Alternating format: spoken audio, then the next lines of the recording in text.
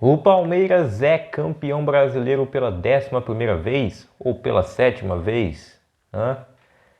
As vagas da Libertadores já estão quase todas definidas e as para a Série B também. É isso que vamos ver no resumo da 35ª rodada do Brasileirão Série A.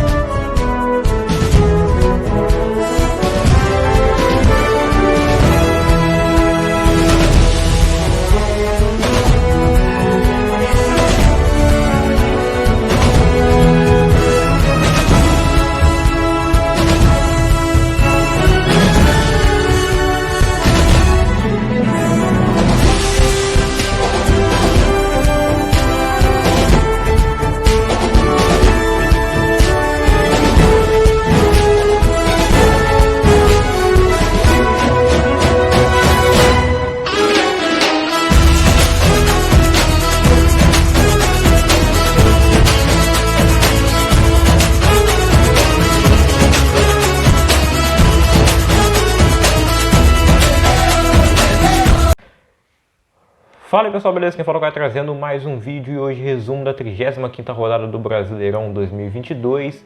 Mas antes de tudo, vou pedir a você que, se for novo aqui no canal, se inscreva no canal, me ajude aí a chegar aos 1000 inscritos, tá? Estamos pertinho de alcançar essa meta. A meta é chegar até o início da Copa do Mundo. Faltam poucas semanas aí, 2 semanas para começar a Copa. Então vamos alcançar essa meta aí antes de começar essa grande competição, né? A maior competição de futebol do mundo que a gente espera a cada 4 anos aí para acontecer, e tá chegando a hora, né? O Brasileirão tá terminando, faltam só mais 3 rodadas e já temos o campeão definido. O Palmeiras foi consagrado campeão nessa 35ª rodada. A gente sabia faz tempo que o Palmeiras ia ganhar, né? Mas matematicamente o título veio agora. O time ainda não ergueu a taça, né? Aliás, uma palhaçada não terem levado a taça lá pro Allianz Parque. E o Palmeiras já entrou em campo contra o Fortaleza sabendo que era campeão, né? Porque o Inter havia perdido o seu jogo antes. Mas a gente vai começar pelo primeiro jogo da rodada, que foi na segunda-feira, que foi o Fluminense indo até o Ceará visitar o Ceará com portões fechados no Castelão. O Ceará sendo punido pela confusão que teve no jogo contra o Cuiabá há algumas rodadas atrás, né? Inclusive no mesmo dia que aconteceu a confusão na Série B, no jogo entre o Sport e o Vasco. E tá para ter o julgamento lá do que vai ser decidido, se o Vasco vai ganhar os pontos, se o Sport vai ganhar os pontos, se ninguém vai ganhar os pontos, que é o que eu acho mais justo, como foi na ocasião de Ceará e Cuiabá. Ninguém ganhou o ponto, o Ceará apenas teve a punição ali de perder, né, de não poder ter a sua torcida em seus jogos. Bem, e sem a torcida e num momento terrível, o Ceará foi derrotado por 1-0 pelo Fluminense. Gol do Germancano, artilheiro do campeonato, chegou aos 21 gols marcados, o atacante argentino. E com essa vitória, o Fluminense confirmou sua classificação para a Libertadores de 2023. Agora a briga é para confirmar a vaga direto na fase de grupos, né? Mas na pré-Libertadores, de qualquer jeito, o Fluminense já está classificado. Aí na terça-feira, o Botafogo recebeu o Cuiabá no estádio Newton Santos e foi derrotado por 2-0. Derrota aí ruim para o Botafogo, que vinha bem no campeonato, né, nos últimos jogos.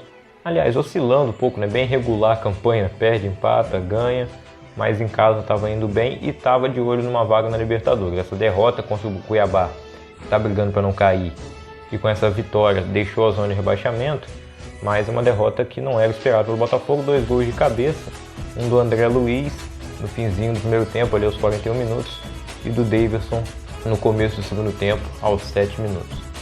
Daverson, que comemorou o título do Palmeiras, falou que faz parte da campanha, disse que marcou o último gol dele pelo Palmeiras contra o Bragantino, que ele lembrava do jogo, mas fazia tempo, e faz tempo mesmo porque nem foi pelo Brasileirão. O jogo foi lá no Campeonato Paulista e o Daverson achou que era no Brasileiro, então o Daverson não é campeão brasileiro. E aliás, na próxima rodada, o Daverson vai enfrentar o Palmeiras. O Cuiabá recebe o Palmeiras na Arena Pantanal. Mas antes de a gente falar ainda do jogo do Palmeiras, o São Paulo recebeu o Atlético Mineiro no Morumbi. Jogo aí que a torcida, a galocura do Galo, furou o bloqueio aí das manifestações que estão acontecendo no Brasil, né, para ir assistir esse jogo no Morumbi. A torcida do Galo sempre acompanhando o time mesmo nessa fase ruim que o Atlético Mineiro está vivendo, né? E os gols foram dos artilheiros estrangeiros, né? No São Paulo, o argentino Caleri marcou os 2 gols do time. Quem saiu na frente ainda foi o Atlético Mineiro com o Eduardo Vargas, o chileno, que abriu o placar de pênalti para o Galo, mas o São Paulo chegou a virar o jogo ainda no primeiro tempo, mas aos 36 minutos do segundo tempo o Vargas fez mais um gol e empatou o jogo para o Atlético Mineiro. O resultado é ruim para as duas equipes, mas principalmente para o São Paulo, porque o Galo segue na frente e deve conseguir uma vaga ali na pré-Libertadores, o que é muito pouco, né, dentro da expectativa que a gente tinha para o Atlético Mineiro na temporada. Isso eu falo todo vídeo, né, uma temporada realmente decepcionante do time do Galo. O São Paulo também poderia ter conseguido essa vaga na Libertadores se tivesse vencido a Sul-Americana, que também foi um vexame. Mas a situação do Galo eu acho pior, e o trabalho horroroso do Cuca, que pegou o time em terceiro lugar, deixado pelo Turco, que também fez um trabalho ruim, mas que foi bem melhor do que o do Cuca. E agora tá fazendo o que dá, né? Sem Hulk, sem Arana, sem o Arana faz tempo já, e sem o Hulk também, só voltam a jogar na temporada que vem, né? Os 2 principais jogadores do time, na minha visão. Seguindo, na quarta-feira, o Atlético Paranaense, depois do vice-campeonato da Libertadores, venceu em casa na Arena da Baixada, com apoio do seu torcedor, venceu o Goiás por 3-2 e está bem perto de confirmar sua classificação para a Libertadores do ano que vem. O Terãs marcou 2 gols, e aí fica, né, aquela coisa, como é que o Terãs estava no banco da final, né? Realmente quando ele mudou, a gente viu que o Atlético deu uma mudadinha no jogo. O Alex Santana marcou um gol também. O Ian e o Pedro Raul, que é o vice-artilheiro do campeonato, marcou o gol do Goiás. Agora o jogo que deu título ao Palmeiras, que foi América Mineiro e Internacional na Arena Independência. O América venceu por 1-0, o gol marcado pelo Alê. Mas antes do gol do América, o Inter perdeu um pênalti no primeiro tempo com a Alan Patrick, mandou a bola para a defesa do Cavicchioli, que no rebote também salvou mais uma vez o Coelho. E essa vitória ainda deixa o Coelho com esperança de ir para a Libertadores, está ali sondando o G8 e acabou com as chances de títulos internacional, que já eram muito pequenas, só anteciparam o título do Palmeiras, né? Eu acho que esses jogos poderiam pelo menos ter sido ao mesmo tempo, né, para ter uma emoção. Assim, o Palmeiras foi campeão ali. Antes do jogo, os jogadores acompanharam a partida e comemoraram antes de entrar em campo, né? Mas não desanimaram para entrar em campo, né? Meteram 4-0 quando entraram para jogar com Fortaleza. Sem dar chance para o Fortaleza. E poderia ter sido mais, né? Os gols marcados do Palmeiras, então, o Rony marcou 2 gols, o primeiro com o Scarpa jogando muito, né? Dando assistência para o primeiro gol dele. O Dudu também jogou demais, fez gol, deu assistência. O Dudu fez o segundo gol, um golaço por sinal, né? Tocando por cobertura em cima do Fernando Miguel, passe do Marcos Rocha. Aí o Rony fez mais um, e o Hendrick, que foi titular pela primeira vez pelo Palmeiras, e deixou dele, mas vacilou com a galera lá da escola, né? Deixou a turma lá na mão no Interclasse. Aí o Hendrick, então, 16 anos, campeão brasileiro. O que você fez com 16 anos? O que você está fazendo aí enquanto você tem 16 anos? Eu tenho 18, estou aqui gravando esse vídeo. Minha carreira no futebol não deu certo, não. Não como jogador, né? Vamos ver se fora do campo dá. Bem, é isso. Palmeiras já era campeão e fez a festa ali com o seu torcedor. E infelizmente não pôde erguer a taça nesse jogo, né, cara? Bem bizarro, né? Mesmo que o título não viesse, eu acho que a taça deveria estar no Allianz. Eles não vão levantar a taça na Arena Pantanal, né? Não acredito que eles vão fazer isso. Eu acho que é uma injustiça com o Cuiabá. Não que seja um absurdo também, mas né, tem que levantar a taça e comemorar em casa junto com a torcida. E esse era o momento ideal, né? Mas a CBF disse que não deu tempo. Como que não deu tempo? Desde o início da semana eu sabia que o título podia vir agora. Por que não? Como que não deu tempo? Desculpa esfarrapada, né? O Santos venceu por 3-2 o Atlético Goianiense fora de casa, e isso deixa o Atlético Goianiense com uma situação muito complicada. Para mim, ele vai ser rebaixado. É o 18º colocado nesse momento com 33 pontos. O Santos está em 12º com 46. O Santos ainda sonha com uma vaga na Libertadores, mas eu acho que não vai conseguir.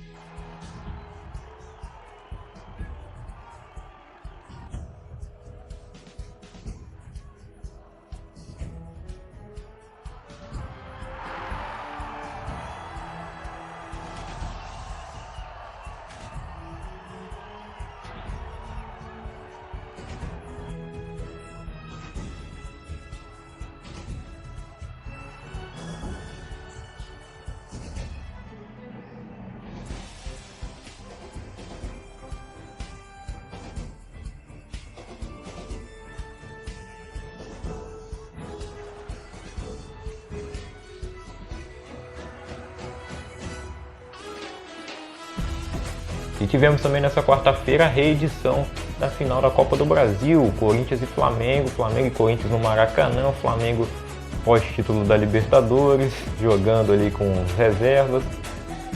E o Corinthians venceu o jogo por 2-1, venceu os dois jogos contra o Flamengo nesse Campeonato Brasileiro, né? 1-0 lá no primeiro turno, né, o Química Arena com gol contra do Rodinei.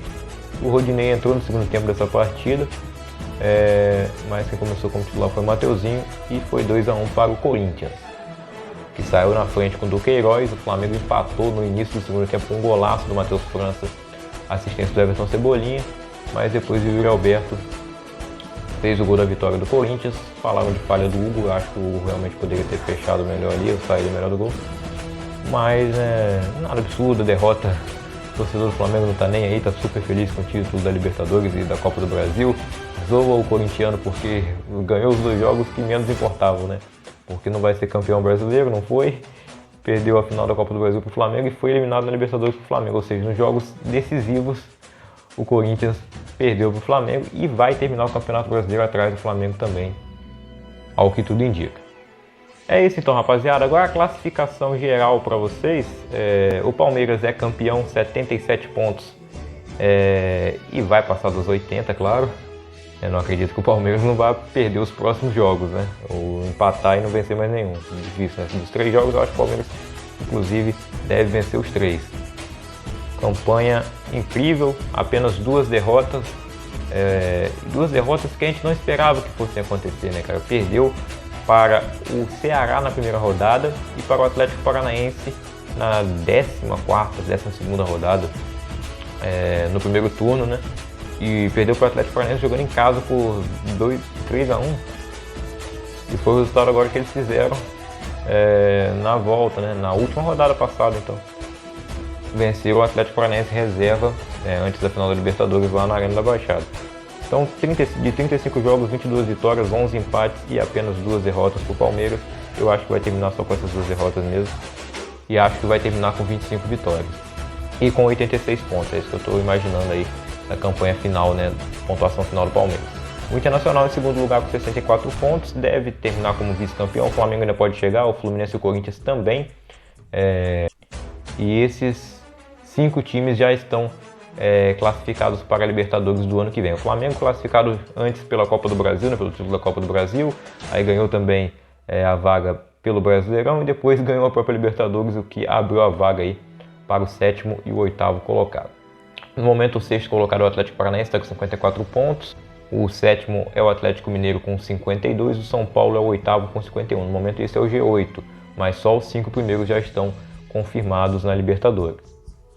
O 9º colocado é o América Mineiro com 49 pontos, o Fortaleza é o 10º com 48, o Botafogo 11º com 47, o Santos tem 46 em 12º, o Bragantino tem 44, é o 13º, o 14º é o Goiás com 43, o 15º o Coritiba com 38, o Cuiabá é o 16º com 37, e na zona de rebaixamento temos o Ceará com 34, o Atlético Goianiense com 33, o Avaí com 28 e o Juventude com 21. Aliás, eu deixei de falar de alguns jogos, né, cara? Agora que eu percebi que eu não comentei sobre o jogo do Bragantino, que venceu por 2-1 o Avaí fora de casa.